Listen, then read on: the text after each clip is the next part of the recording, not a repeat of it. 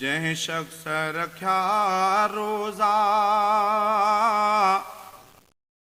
उन खूब कमायो आ।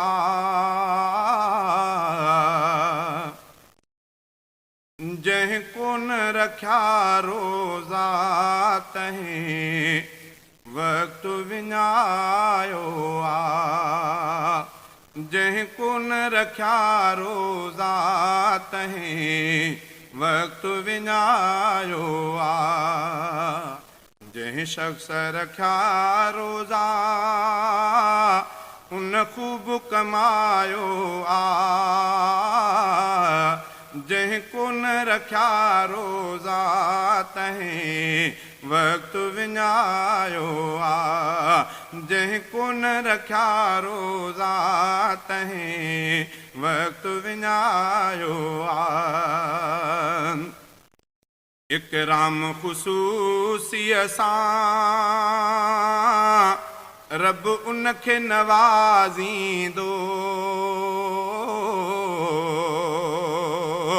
इकराम ख़ुसूसीअ सां रब उनखे नवाज़ींदो। मालिक जे रज़ा ख़ातिर जंहिं पाण बुखायो आ। मालिक जे रज़ा ख़ातिर जंहिं पाण बुखायो आ। जंहिं शख्स रखिया रोज़ा उन खूब कमायो आ। जंहिं कोन रखिया रोज़ा तंहिं वक़्तु विञायो आ। जंहिं कोन रखिया रोज़ा तंहिं वक़्तु विञायो आ। हिन माह में मोमिन जो थो रिज़्क़ कुशादो थे। हिन माह में मोमिन जो थो रिज़्क़ कुशादो थे। ईमान सिवा माण्हू ॼण ॼायो अजायो आ। ईमान सिवा माण्हू ॼण ॼायो अजायो आ।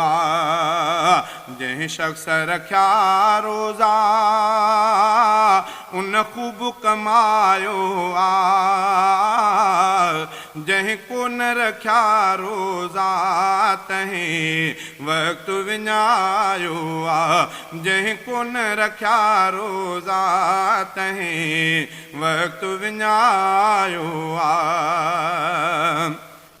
याकूती महल उन लए जन्नत में खुदा जोड़ियो।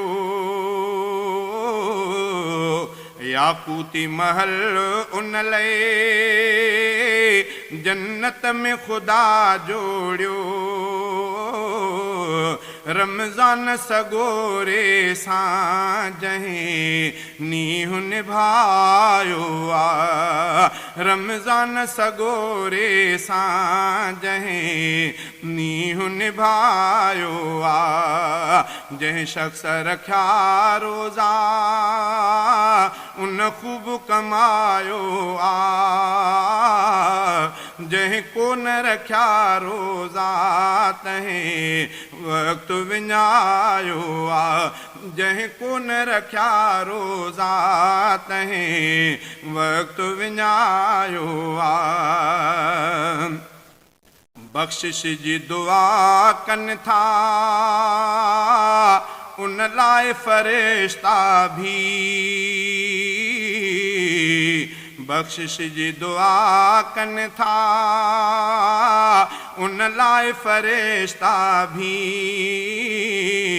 जंहिं रोज़ा रखिया उन जो रब शान वधायो आ।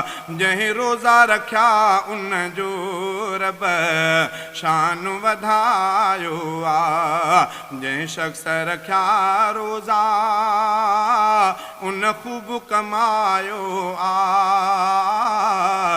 जंहिं को न रखिया रोज़ा तंहिं वक़्तु विञायो आहे जंहिं को न रखिया रोज़ा तंहिं वक़्तु विञायो आहे तंहिं लाइ मछूं भी थियूं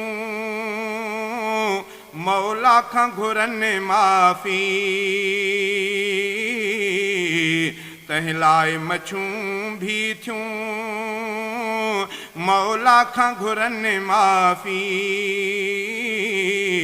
जंहिं रोज़ा रखिया आहिनि उन पाण वणायो आहे जंहिं रोज़ा रखिया आहिनि उन पाण वणायो आहे जंहिं शख़्स रखिया रोज़ा उन ख़ूब कमायो आहे जंहिं को न रखिया रोज़ा तंहिं वक़्तु विञायो आहे जंहिं को न रखिया रोज़ा तंहिं वक़्तु विञायो आहे रमज़ान महीनो आहे सरदार महीननि जो रमज़ान महीनो आहे सरदार महीननि जो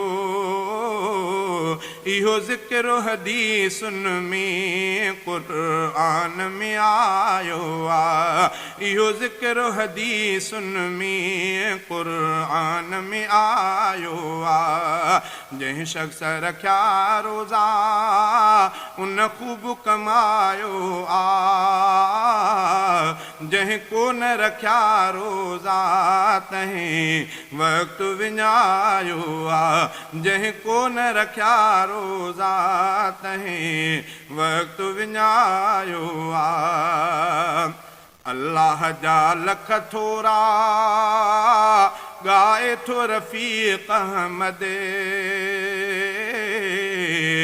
अल्लाह जा लख थोरा ॻाए थो रफ़ीक़ अहमद